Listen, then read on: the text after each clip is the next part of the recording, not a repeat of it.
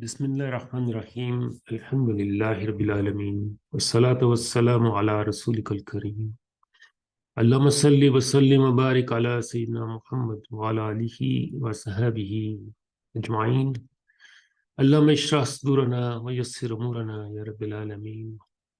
Allahumma iftah lana abwaab rahmatik ya Kareem. Bismillah and welcome to this short episode on how do I teach persuasive writing from the Qur'anic perspective? In language arts, even in social studies, in any kind of given situation, if a teacher is to teach a unit on persuasive writing, which is a subunit of the art of persuasion. The art of persuasion is everywhere around us, from marketing to selling to buying to everywhere. And in schools, in universities, we used to have these debating clubs. I wish we have those things again, because they really are important in giving children tools. They increase mental quickness, and they can be used in various ways. So the art of persuasion, whether it's through writing or through setting up a competition in the classroom where students are going to argue in favor of one position or another position. How do we teach this from the Quranic worldview? In fact, the Quran is full of persuasion. Allah subhanahu wa ta'ala tells us that there are three kinds of people: the believers, the disbelievers, and the munafiqun, who are neither here nor there. And what do we do in a classroom setting to bring that perspective to the text or a debate or something set up in the classroom? So I'm going to, inshallah, point out in this short presentation just a few things, and then we'll have a longer session, inshallah. Now, if we go to Surah Qaf, Bismillah ar-Rahman ar-Rahim, Qaf wal Qur'an al-Majid, بل عجبوا أن جاءهم منذر منهم فقال الكافرون هذا شيء عجيب أإذا متنا وكنا ترابا ذلك رجع بعيد. This is the position. أإذا متنا وكنا ترابا ذلك رجع بعيد. There are actually two positions here. Number one is that Allah subhanahu wa ta'ala swears by the Quran, and then the second position is the kafirun. They say, Hada shayun ajib. This is a very strange thing, meaning the Quran itself. And the second is that when we have died and we have become dust, that is a very far-fetched return, meaning they are taking the position of rejecting resurrection. Let's see how Allah subhanahu wa ta'ala responds to this position and how he persuades them to change their position. First of all, we will notice that قَدْ عَلِمْنَا مَا تَنْقُصُ الْأَرْضُ مِنْهُمْ وَعِنْدَنَا كِتَابٌ حَفِيظٌ. The next two ayahs actually do not directly address their position. So it's a deflection. It just changes. If we are sitting in a situation where these people are in front of us, what their position is, we are not even directly responding to that yet. We are bringing that position into a broader framework, into the Quranic framework. قَدْ عَلِمْنَا مَا تَنْقُصُ الْأَرْضُ مِنْهُمْ وَعِنْدَنَا كِتَابٌ حَفِيظٌ بَلْ كَذَّبُوا بِالْحَقِّ لَمَّا جَاءَهُمْ فَهُمْ فِي أَمْرٍ مَرِيجٍ. So this is responding to their rejection of the Quran itself. But then the arguments begin. The first is observational argument that anyone, you don't need to believe in the Quran or Allah subhanahu wa ta'ala to see أَفَلَمْ يَنْظُرُوا إِلَى السَّمَاءِ فَوْقَهُمْ كَيْفَ بَنَيْنَاهَا وَزَيَّنَّاهَا وَمَا لَهَا مِنْ فُرُوجٍ.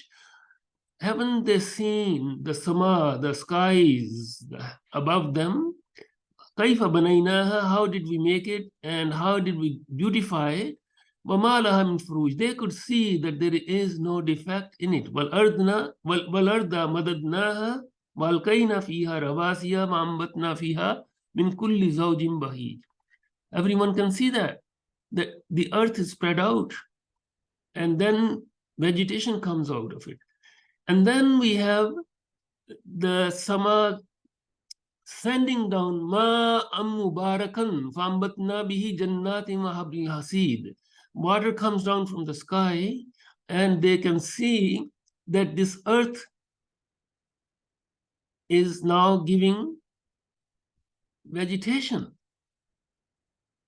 Still, the argument has nothing to do with accepting or not accepting the Quran. These observational arguments are mantaki. They are logical arguments.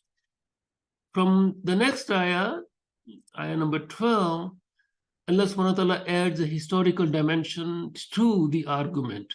Okay, you are denying resurrection, but look at what happened to those who denied it before.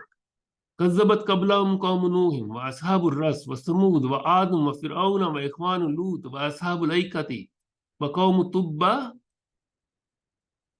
And all of these people, this history is known to them, and they know what happened to them. And then look at the next argument. وَلَقَدْ خَلَقْنَا الْإِنسَانَ وَنَعْلَمُ مَا تُوَسْوِسُ بِهِ نَفْسُهُ وَنَحْنُ أَقْرَبُ إِلَيْهِ مِنْ حَبْلِ الْوَرِيدِ. This argument, so we had the logical argument, we had the historical argument, and now this is a psychological argument. What these people are doing and saying is based on what? What is their position? Their position is that whatever we say, it doesn't matter. We can believe whatever we believe, we can disbelieve in whatever we disbelieve, but Allah subhanahu wa ta'ala says that He knows what's going on in their nafs, in their inner being.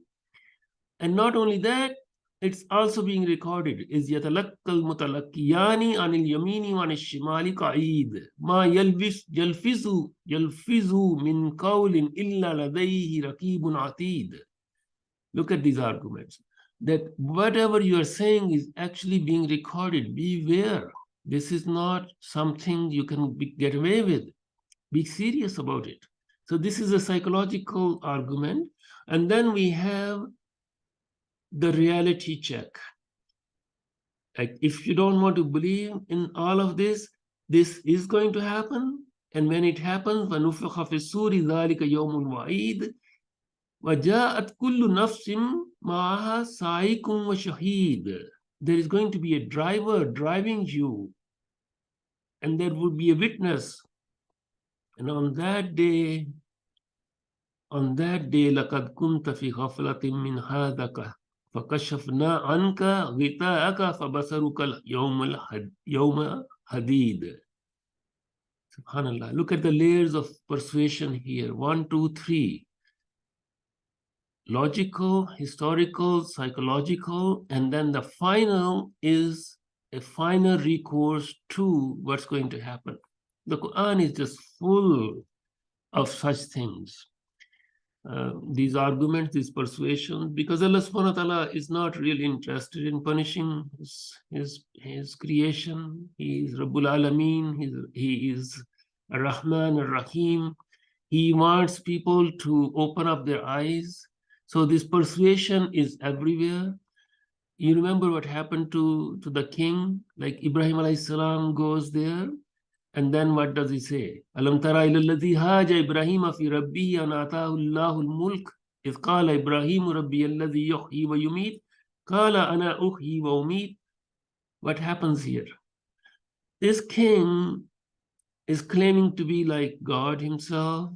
He says, I give life and I give death to Ibrahim alayhi salam, and Ibrahim alayhi salam calls him to Allah subhanahu wa ta'ala. Now here is the scene set up. The court of the king, Ibrahim alayhi salam goes there. And he invites him to Allah subhanahu wa ta'ala and says, who is your Allah? He says, the one who gives life and death. He says, well, I give life and death. What does Ibrahim alayhi salam do? He is persuading him, this is persuading him to give up his position, because that's not the reality. He does not even answer. He doesn't get into argument about, oh, no, you don't give life, you don't give death. And in the tafasirs we have, he actually brings out a man from the prison who was destined to be executed, and he says, okay, you are free, I give you life. And then he brings in an innocent person and he kills him, and he says, look, I gave life and I gave death. Although that's, he didn't give life, he didn't give. But Ibrahim alayhi salam does not argue with him at all. What does he do? He presents to him an argument that he himself can see. He says, قال إبراهيم فإن الله يأتي بالشمس من المشرق فأتي بها من المغرب. Allah is the one who brings out the sun from the east every day. You bring it out from the west one day. Subhanallah. Look at the persuasion here. فَبُهِتَ الَّذِي كَفَرَ فَبُهِتَ الَّذِي كَفَرَ وَاللَّهُ لَا يَهْدِي الْقَوْمَ الظَّالِمِينَ. The kafir was just astounded. He had no argument left. So this is another example. We have lots of these so this argument is both psychological and logical. We have lots of these in the Quran and also in the Sirah. I will just end with one short episode. Look at this scene here in Abyssinia. The first hijrah to Abyssinia happens, and here is the court of the king Najashi, which is a title for the kings of Abyssinia at that time. And what happens there? This is one of the most beautiful examples of persuasion in our history. Like Sayyidina Jafar, he was the most eloquent of the companions. So they arrive in Abyssinia. This is the first hijrah. Makkah has become very difficult. The Prophet ﷺ says, maybe if you go, you will find a good king there. And the Quraysh, they send a delegation to the king, and Abu Sufyan is there. He had not accepted Islam at that time. And what is the scene here? The case is presented to the king, and the Quraysh do their homework. They send gifts for all the courtiers, they bribe them, and then when the case appears in front of Najashi, they say to the king, in fityata minna safuha farqu dina qawmahum walam yadkhulu fi dinik. They say there are these young people from our nation, from ourselves, and they are the lowly people, and they have left their deen and they have not entered your deen. And we have come here to ask you to send them back. What a powerful position to take. These people haven't accepted your religion, they have left their religion, and then the argument goes on, and they actually say that this man came and he divided us, and we were so good to each other, we had families and tribes, and this man came and he just made such difficulty, and nobody believes in him, but he is dividing us. So the king, Najashi, he invites the Muslim delegation, and Sayyidina Jafar goes there. And this is what happens in the court. This is life and death situation, because if they were sent back, you know what the Quraysh would do. So the speech of Sayyidina Jafar in the court of the king there, at Najashi's court, is just a beautiful example of persuasion. If we could use those frameworks, and of course, in case of any kind of persuasion, there are two parties. One, the one who is persuading, and the one, there are two different positions.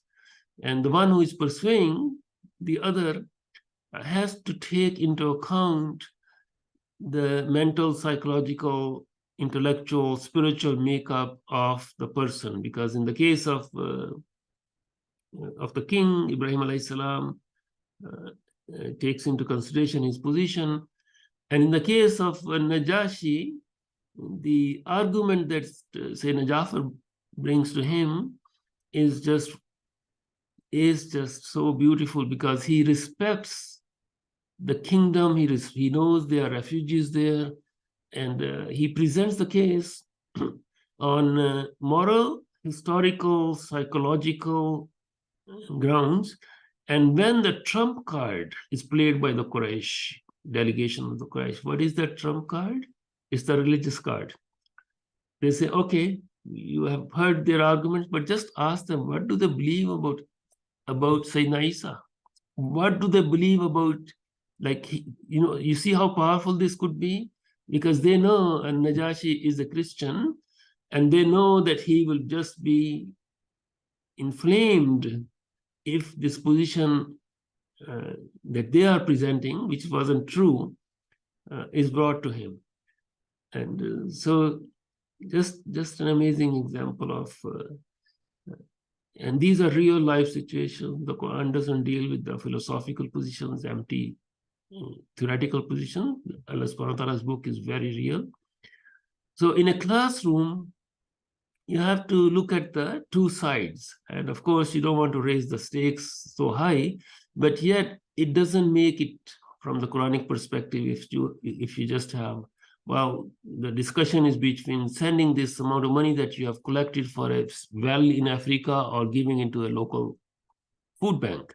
That is just one layer. It makes something out of it, but it's not really foundational.